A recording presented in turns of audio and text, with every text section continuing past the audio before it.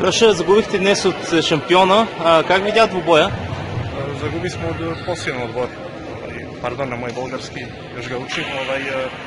Мислим да смо показали добра борба, добар интензитет, добра концентрација у највеći дел од матч, ali kvalitetno Lukoil je mnogo za nas u ovaj trenutak i mislim da je ovaj meč jako pozitivna stvar za nas i za naš sledeći mač во Бургас, koji nam je mnogo bitan.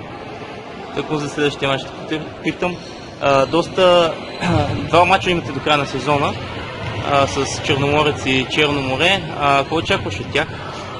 Очекувам да даеме наш максимум.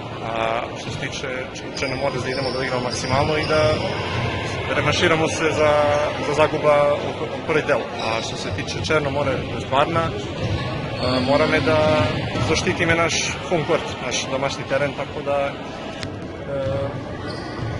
искам само да се бориме, да покажемо интензитет од највеći дел на матч со Лукоил и мислам да нема проблем. Мерси.